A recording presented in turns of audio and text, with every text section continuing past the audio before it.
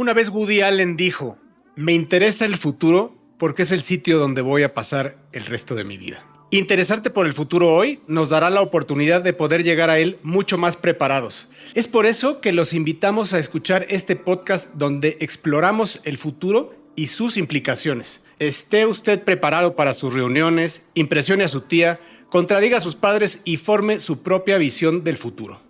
Mi nombre es Jorge Alor, grabando desde la Ciudad de México. Yo les voy a hablar en este podcast de Boston Robotics y la visión de Hyundai sobre el metaverso y un nuevo concepto que ellos le llaman Mobility of Things. Y como en todos y cada uno de nuestros podcasts, desde Seattle, Washington, una persona que no le va necesariamente a los Seahawks y que nunca ha ido al Lumen Stadium, el señor Trofeo Heisman de la tecnología, el señor Jaime Limón. ¿Cómo estás, James? Hola, Jorge, ¿cómo estás? Muy bien. Nada más para corregir la información, sí he ido al Lumen Stadium, pero a ver conciertos. No voy a ver deportes. Ya sabes que los deportes y yo no somos amigos, a menos que sean esports. Ni siquiera para ver a los Seahawks. Es que yo soy fan. Solo mi familia sí va, yo soy el único que no. Oye, y para platicar un poquito en este episodio sobre algunos riesgos que estamos viendo a nivel mundial, los 10 riesgos más grandes para los próximos 10 años, vamos a platicar un poquito de eso hoy. Y desde Silicon Valley, también, que nos acompañan todos y cada uno de nuestros podcasts, una persona que nunca ha ido al Levi's Stadium, pero que sí le va a los 49, el señor quarterback del metaverso, señor Mario Valle, mi carne. ¿Cómo estás? El rey de los villamelones, mi carnal. Este año no me tocó ser fan de la NFL, me toca cada 3 años ser fan de la NFL. Estás muy equivocado porque sí he ido al Levi's Stadium. Estás también muy equivocado, mi James, porque yo sí he ido a ver deportes a ese bendito lugar. Les damos la bienvenida a este episodio, un episodio más de Mundo Futuro. Me da muchísimo gusto saludarlos y saludarlas. Háganos el favor de suscribirse, háganos el favor de ponerle 6 estrellas a este podcast que se hace y se construye con muchísimo cariño. Y yo les voy a hablar de un fenómeno que está sucediendo mientras hablamos, pero que está conectado con el futuro de mediano plazo en el mundo y el ecosistema cripto. Me estoy refiriendo a un crash que estamos viendo ahora en las criptomonedas, pero no vamos a hablar de criptomonedas, vamos a hablar de la oportunidad de innovación que este crash puede presentar en el mediano plazo. Quédense, bienvenidos, bienvenidas, bienvenides. Esto es Mundo Futuro. Mundo Futuro. Mundo Futuro. Mundo Futuro. El principio del fin. Es una producción de Sonoro. Con Jorge Alor, Mario Valle y Jaime Limón.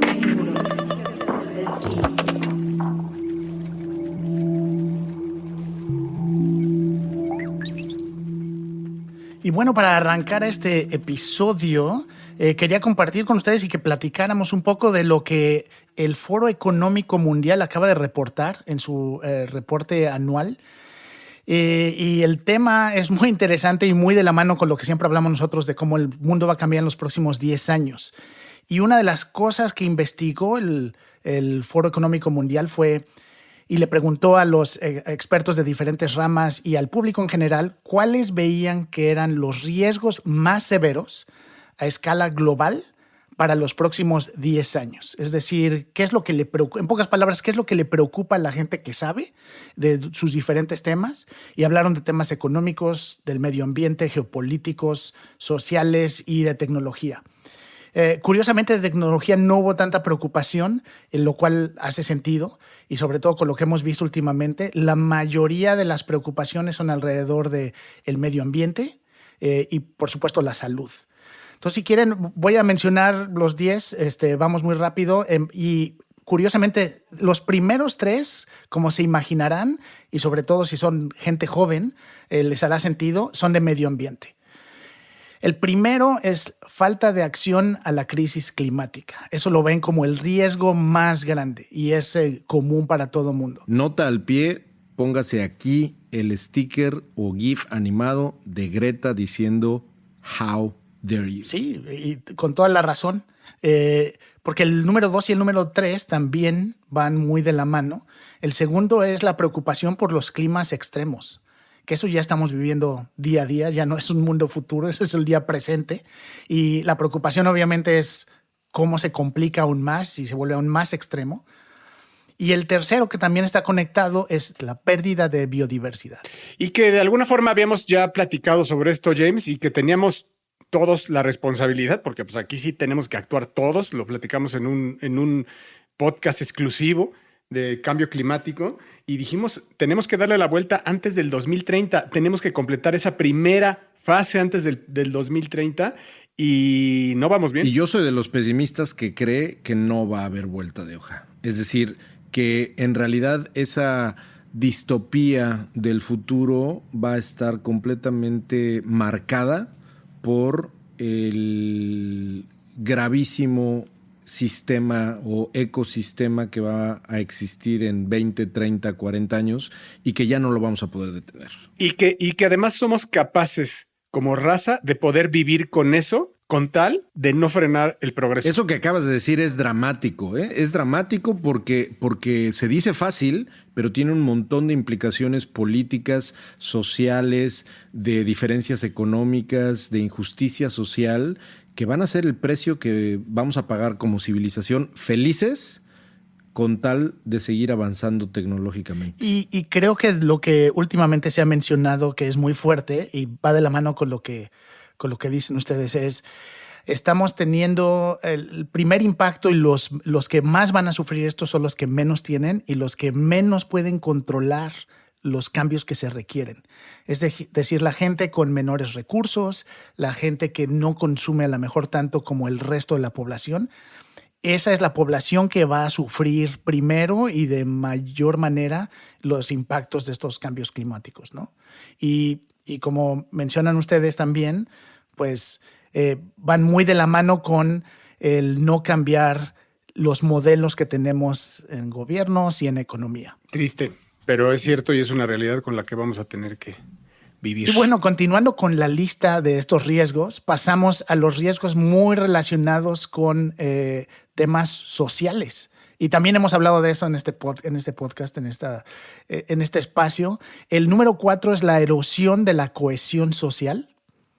El 5 es crisis de nivel de vida, el nivel de vida que tiene la gente. A ver, pero antes, que definamos erosión social, porque me parece un concepto interesantísimo.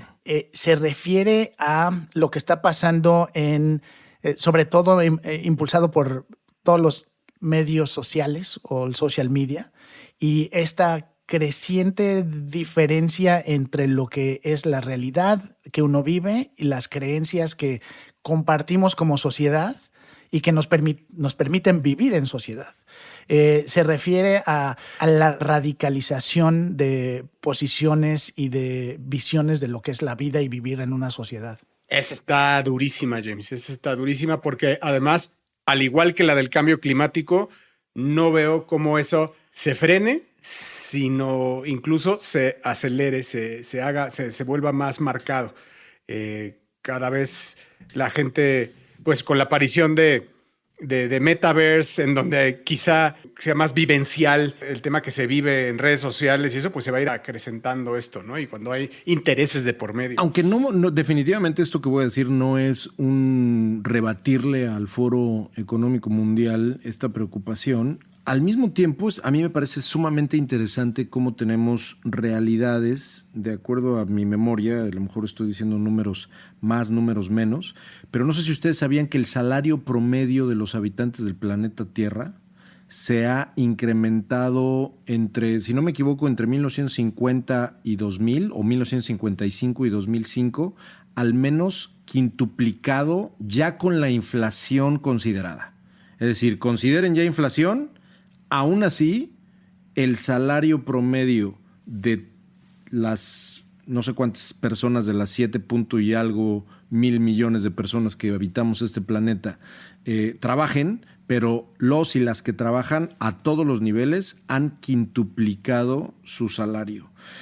Esta es una de muchas, ahorita me acordé un poco con esta erosión social que menciona James, esta es una de muchas como contradicciones que creo que me parece interesante también incorporar al debate, porque también es cierto que estamos cada vez mejor en una avenida, ¿no? Obviamente hay muchísima diferenciación y muchísima extensión, digamos, en la diferencia o en el gap económico y financiero, innegable, pero al mismo tiempo, como planeta y como civilización, es un hecho que incluso en los países más pobres el salario ha mejorado. Sí, de hecho, y sobre todo cuando piensas, y esta es de esas conversaciones donde si lo ves desde 10,000 pies de altura y lo ves a nivel global, sí, todas las estadísticas dicen que la pobreza ha bajado. Hemos logrado mejorar y de hecho ese se conecta con el número 5, que es la crisis de nivel de vida, ¿no?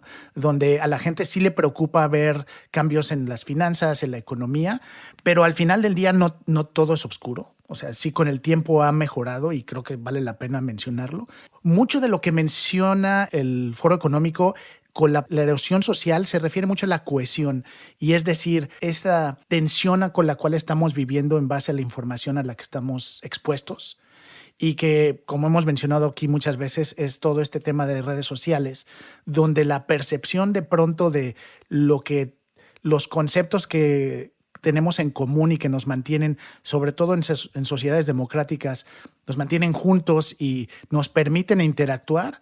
Eso es lo que se está erosionando y que en algún momento puede llegar un momento en el que no podamos tener, y piensen esto sobre todo en gobiernos, no podamos tener un punto medio, ¿no? La radicalización llega a tal nivel donde empiezas a tener conversaciones como las que hay ahorita en Estados Unidos de la gente empieza a soltar la frase guerra civil, cuando eso hace 10 años hubiera sido una locura. Está cabrón cómo esa frase está cada vez más presente, ¿eh? Digo, no es coincidencia que lo menciones viviendo en Seattle, no es coincidencia que lo mencione yo en California. Es impresionante a qué grado en las conversaciones casuales de la gente que habita este país está presente ese miedo como nunca antes, ¿eh? Y uno pensaría que con el tiempo evolucionamos a alejarnos de eso, ¿no? Que iba a haber, que la tecnología sobre todo nos iba a acercar y pues sí nos ha permitido estar más cerca de otros. El problema es el contenido, ¿no? Eso es lo que iba a decir. O sea, sí nos ha acercado de alguna forma, pero nos aleja en forma de pensar, ¿no? Nos acerca en comunicación, nos aleja en forma de pensar.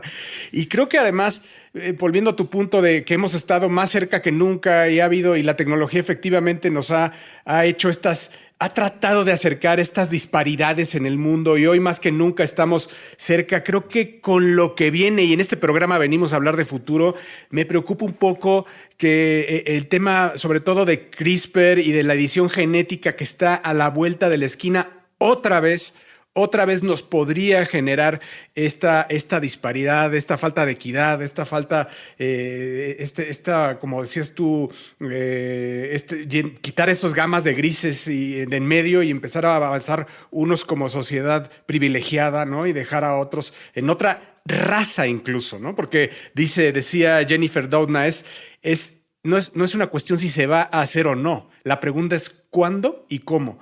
Pero de que somos capaces hoy ya de poder autoevolucionarnos como una raza, solo algunos privilegiados. Ese es el problema, que cómo vamos a hacer que no sean solo unos privilegiados y otros no. Eso pone la piel de gallina también, ¿no? Y eso es un poco de lo que estás hablando, más, o sea, con una visión más hacia futuro, Sí, ¿no? exacto. Y de hecho eso se conecta perfecto con el número 6, que es el riesgo que ve la mayoría de la gente encuestada, que es las enfermedades infecciosas. Y eso es obviamente lo que estamos ¿Por qué viviendo. será? ¿No? Está muy raro eso. Lo que estamos viviendo raro. el día de hoy, que ha cambiado y es, creo que tema de conversación siempre, este concepto de que volvamos a como era antes. Creo que aquí hemos platicado que eso no existe. Lo que estamos viviendo ahorita, ya no hay un volver a lo que había, ¿no? El futuro va a ser diferente, el futuro cercano y el futuro lejano ya no es lo que vivíamos antes. Totalmente alineado contigo. Yo no creo, tampoco, también soy de los que creo que no vamos a volver a lo que era antes. También creo que por CRISPR estamos avanzando a pasos muy rápidos hacia por lo menos una final, a vivir el final de una era de los virus y los humanos, que está también muy cerca con vacunándonos. Se ha descubierto ya cada vez más hacia futuro que podemos eliminar a los virus de cualquier tipo de nuestro cuerpo utilizando el Cas9, como hablaremos pronto, en la edición genética de CRISPR. Pero mientras ese momento llega, yo sí creo que nos faltan algunas pandemias por delante y no necesariamente de virus, puede ser de otra cosa. Y además que sepamos que hay gente en el mundo jugando con bacterias, con virus, con ediciones genéticas en sus garages, ¿no? Y eso pues que puede liberar cualquier pandemonium ahí escondido, que pues de hecho todavía no sabemos la verdad sobre el COVID-19 de dónde viene, ¿no? Básicamente. Y creo que abre la puerta también a algo que ya comentamos, que por cierto, si no han escuchado nuestro episodio anterior, platicamos un poquito sobre las tendencias, cosas que vemos. Y cuando piensa uno en enfermedades infecciosas, no estamos lejos de un futuro donde antes de salir de la casa tienes un aparatito ahí junto a la puerta, a la mejor de tu casa, que te toma ciertas medidas biométricas. Puede ser hoy como te haces tu prueba rápida del COVID, o a lo mejor es sangre. Y antes de salir de tu casa, este aparatito toma una muestra, hace el análisis, a lo mejor está conectado a algún sistema, así como el antivirus, checas contra los virus registrados últimamente y te dice, ¿qué crees? No puedes salir de tu casa, tienes tal infección, tienes tal cosa. Creo que lo que estamos viviendo hoy con COVID va a acelerar ese futuro donde tenemos estos aparatitos y todos los días nos checamos antes de salir. Y bueno, pasando a los últimos riesgos para platicar sobre lo que preocupa a la mayoría de la gente encuestada, hablamos de, y los voy a mencionar rápido, son daño humano al medio ambiente, conectado con el 8, que es crisis de recursos naturales, y los últimos dos hablan de crisis de deuda, a nivel obviamente de su país, y confrontaciones geoeconómicas. Entonces creo que son dos temas, los 7 y el 8 obviamente conectados también con los temas del medio ambiente, y los últimos dos conectados con las finanzas, ¿no? Y con el medio ambiente político y las tensiones que estamos viendo. El 7 y el 8 a mí me parece realmente que ya también lo estamos viviendo. Una de las cosas en las cuales se está reflejando sobre todo el 8, que ¿cómo dice exactamente, James, el 8? Es crisis de recursos naturales. Ok. Crisis de recursos naturales, nos imaginamos que se terminan los bosques o se secan los ríos, etcétera. Exacto. Crisis de recursos naturales también es el encarecimiento de la comida, por ejemplo, ¿no? Cómo es que las materias primas para, por ejemplo, los granos de maíz, el grano de trigo, el arroz, todo lo que tiene que ver con recursos naturales, ya sea comestibles o, como dice Jorge, los minerales, los fierros, es un tema que vale la pena mencionar, que está afectando hoy en día de una manera impresionante, no se diga de otra manera, la inflación, ¿no? El precio del petróleo, el precio de la gasolina, el precio de los microprocesadores. Todo está encareciendo justo por esta crisis de los recursos naturales que ya estamos viendo y que no nada más tiene que ver con la cadena de suministro, que después del COVID definitivamente fue una de las cosas que más crisis causó. Es un tema que vamos a seguir viendo, sobre todo en lo que se refiere a alimentos. Muchas de las cosas a nivel incluso inversión están apuntando a que invertir en granos, por ejemplo, esto no es recomendación de inversión, vale la pena decirlo, pero que ha sido bien interesante ver cómo en muchísimos medios calificados de inversión se está mencionando que las commodities y específicamente las materias primas relacionadas a comida van a encarecerse en los siguientes años.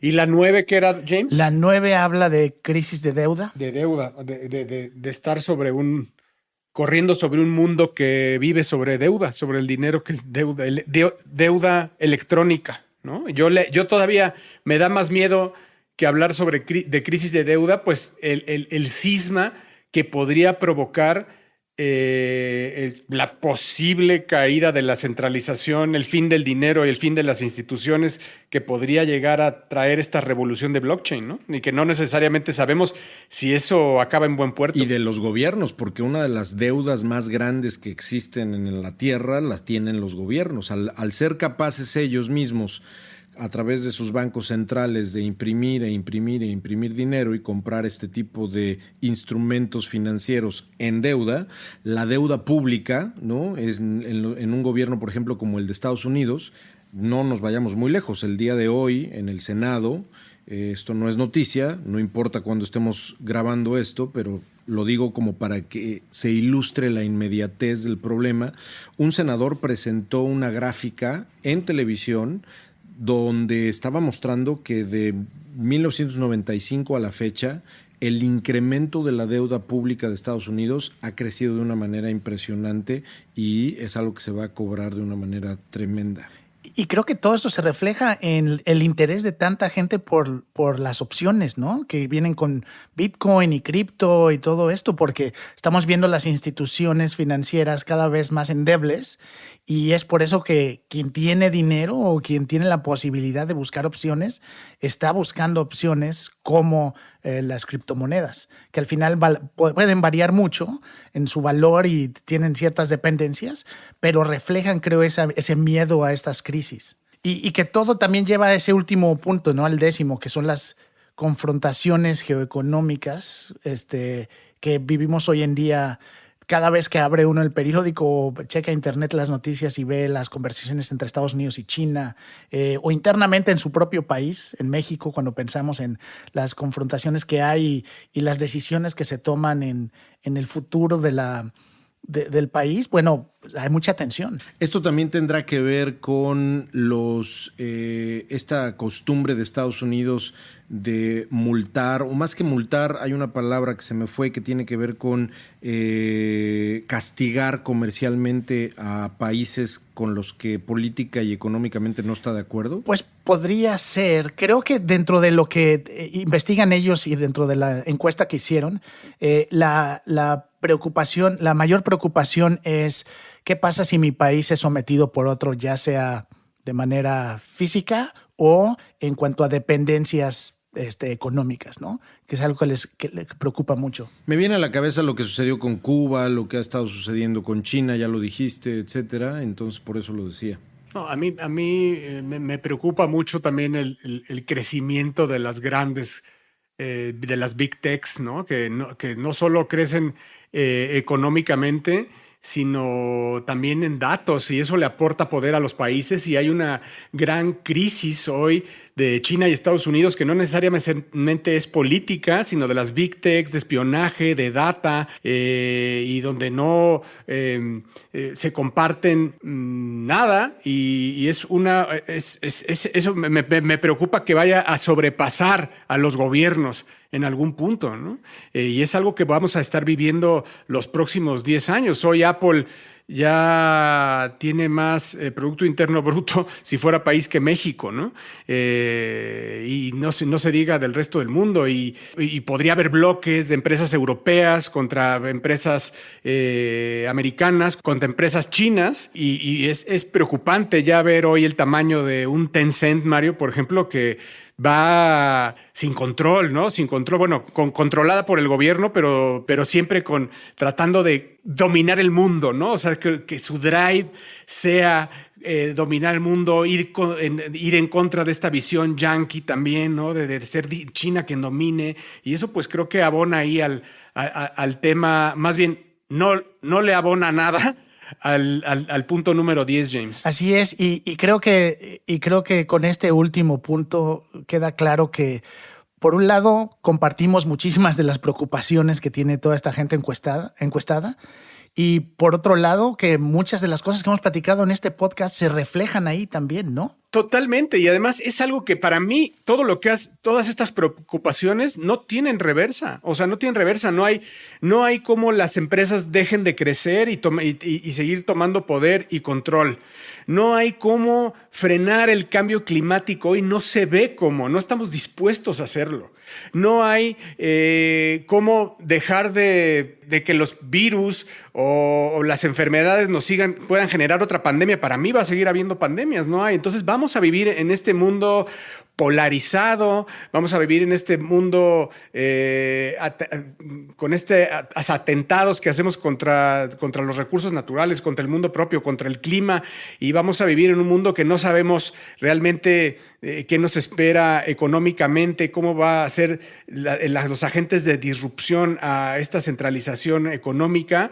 Eso tampoco creo que tenga un punto de regreso. Creo que nuestro deber aquí es decirles que vayamos pensando en que vamos a vivir con eso. Son preocupaciones auténticas, pero no reversibles para mí. Hoy no veo como nada de esto, que ninguna no tiene finales tan felices. Por lo pronto veo que sean reversibles en un futuro a mediano plazo. A largo plazo sí podría ser reversible porque la misma tecnología podría regresar el clima a como era, podría regresar algunas especies que perdamos en biodiversidad, podríamos recalcularnos en temas de empresas, en temas económicos. Sí, eso es un futuro a largo plazo, pero a mediano plazo yo veo que vamos a vivir algo fuerte. Mundo futuro. Bueno, y yo les voy a hablar, como les dije al principio, no necesariamente de los precios de las criptomonedas, sino de un fenómeno muy interesante que evidentemente parte de lo que ha sucedido últimamente con el precio de las criptomonedas. Quien nos está escuchando y está más o menos familiarizada o familiarizado con lo que sucede en el ecosistema cripto, sabe que no le está yendo muy bien a las criptomonedas. Jorge y Jaime, ¿ustedes saben cuánto ha crecido en los últimos 5 años el precio de Bitcoin? Écheme un número en porcentaje. ¿En los últimos 5? 5 años, échale. 4,300%, mi carnal. Te iba a decir 400%. 4,300%. Sin embargo, desde noviembre que alcanzó $69,000 al día de hoy que se graba este podcast, el día 11 de enero, el precio de Bitcoin ha caído aproximadamente un 40%. Si tú le sumas todas las otras criptomonedas que existen, todos los tokens, en noviembre, cuando se alcanzó, digamos, la cima y el pico de todo, la suma del valor de todas las criptomonedas era de 3 millones de millones de dólares, es decir, 3 trillones de dólares, o lo que en español se llama 3 billones de dólares. ¿Saben en cuánto está hoy después de la madriza que ha tenido el mundo cripto de noviembre a la fecha? 1.3 trillones. Es decir, bajó de 3 trillones en noviembre a 1.3 trillones o 1.9, perdón, dije 1.3, 1.9 trillones o lo que es lo mismo, 1.9 billones. ¿En tu opinión estaríamos viviendo otro invierno, otro crypto winter? Es que ese es el punto. Nadie sabe. Todo mundo creía en noviembre que lo que seguía era Bitcoin en $100,000. Y pues ¿cuál? Bitcoin esta misma semana tocó por debajo de los $40,000, $39,000 aproximadamente tocó. Y nadie sabe, ¿no? No podría decirte hacia dónde va todo este mercado. Y yo me voy a atrever a en realidad decir que no es tan relevante hacia dónde va el precio de las criptomonedas. Lo que quiero yo decir en función del futuro, es decir, del mediano plazo, es que hoy en día las criptomonedas no nada más son un vehículo de especulación. No nada más están comprándose los famosos ICOs, no nada más están generando tokens para ver quién se hace rico más rápido. No digo que eso no exista, sobre todo en el ecosistema NFT, eso se sigue viendo mucho. Lo que estoy tratando de decir es que alrededor de muchísimas de estas criptomonedas hay un montón de proyectos, un montón de emprendimientos, un montón de plataformas que muy difícilmente, dada la cantidad de capital que se ha metido por parte no nada más de venture capital y de fondos de inversión, sino de gobiernos, de organizaciones no gubernamentales, de celebridades, en fin, de un montón de personas, millones de personas en el mundo. Muchos intereses. Están construyendo, ya ese es justo el punto al que voy, están construyendo proyectos, ¿no? Está la infraestructura, se ha visto medio afectada, pero en realidad la sangre que va a correr por esas venas estructurales, en realidad ya nadie la va a parar. Lo cual nos hace pensar que independientemente del precio de las criptos, hay que revisar cuáles proyectos, cuáles infraestructuras y cuáles plataformas vale la pena, y esto creo que puede afectar de una manera muy positiva el futuro y el proceso democrático de acceso a estos proyectos. Termino con un ejemplo. Decentraland, un proyecto que hemos mencionado aquí muchísimas veces. Si al lado de Decentraland tú ves cómo le ha ido al precio de Maná, que seguramente Jorge sabe perfectamente cómo le ha ido al precio de Maná. Me ha dejado en la bancarrota, mi hermano. Este token de Maná de Decentraland ha perdido muchísimo su valor en los últimos meses debido a lo que ya dije. Y sin embargo, Decentraland sigue siendo un proyecto que crece cada vez más, que tiene más proyectos metidos, que tiene a más jugadores del mundo real o del mundo físico metido. Y yo creo que eso no difícilmente va a interrumpirse. Pero ¿qué sí está sucediendo? Gracias a que Maná como token es más barato, pues es probable que Decentraland pueda tener menos exigencia en términos del precio o del ticket que se paga para poder participar. Entonces, es una buena noticia. Lo que quiero decir es que es una buena noticia ver este cripto crash, ¿no? ¿Será que estamos viviendo este cripto crash para que haya un renacimiento en algo mucho más sólido como nos pasó con el .com? Porque no sabemos en qué parte del momento estamos viviendo.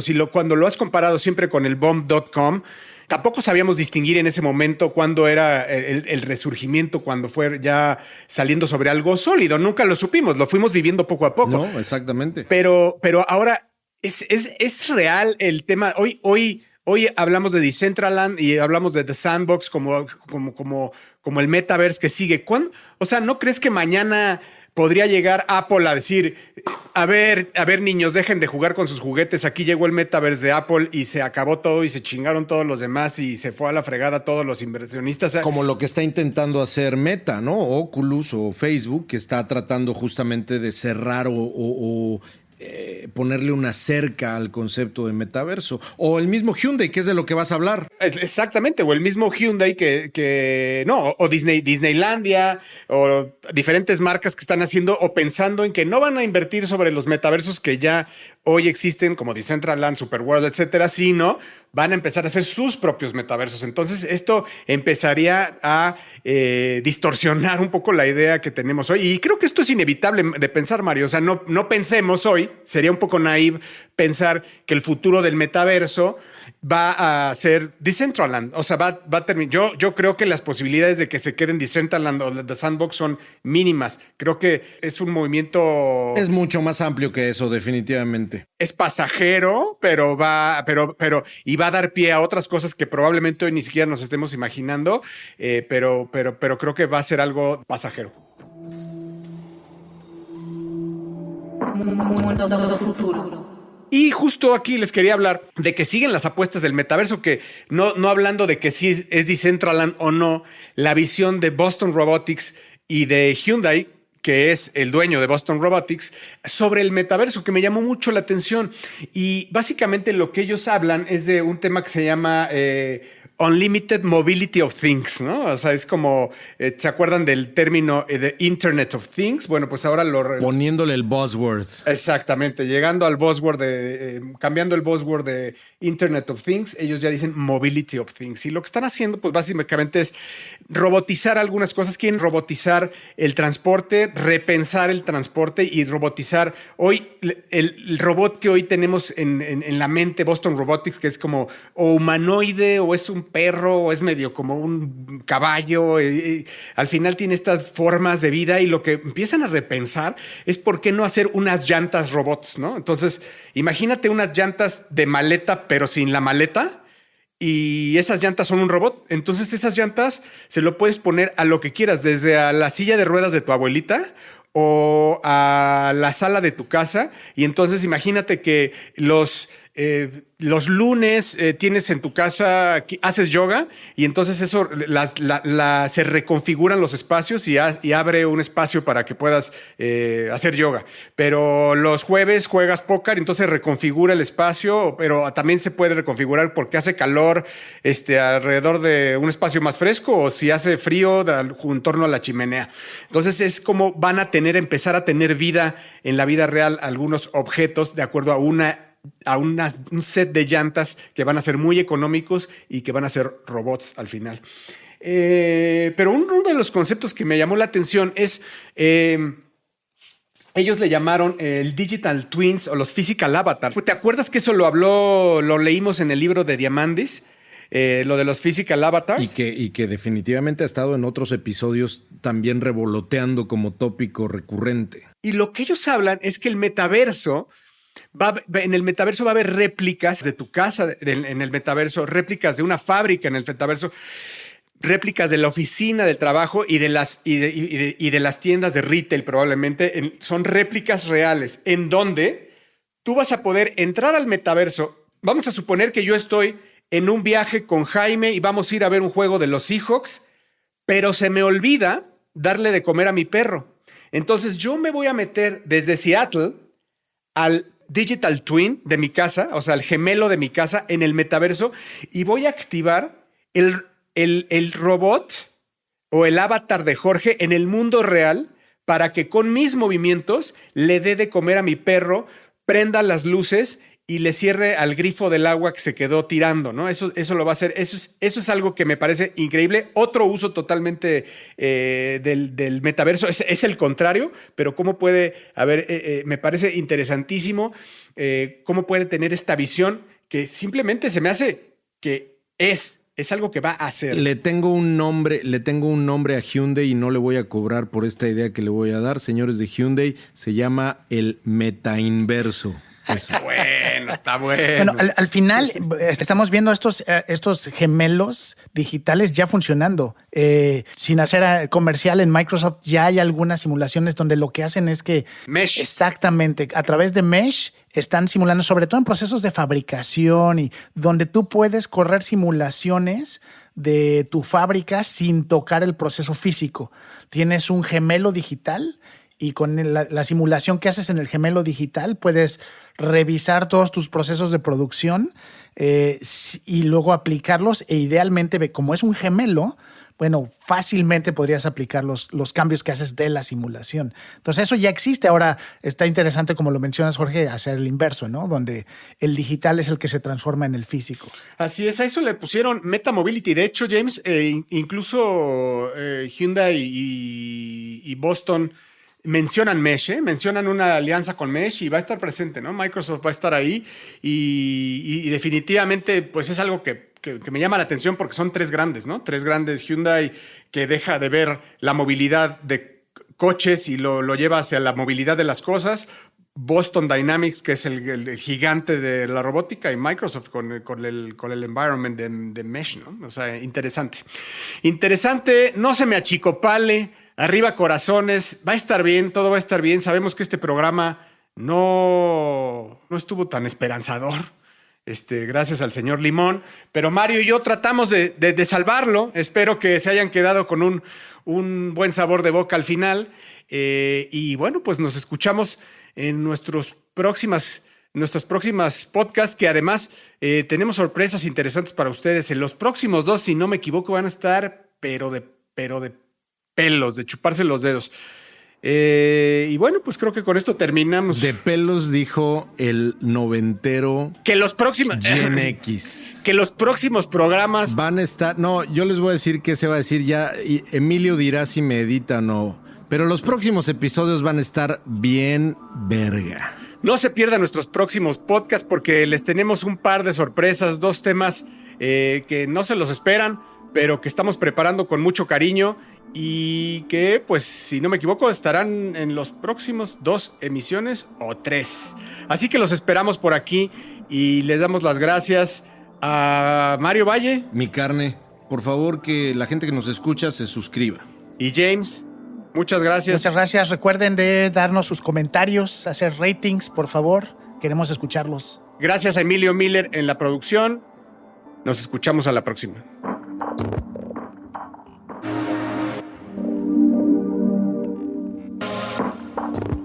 Mundo Futuro. Mundo Futuro es una producción de Sonoro. Suscríbete a Mundo Futuro en Spotify, Apple Podcasts o en tu plataforma predilecta de streaming.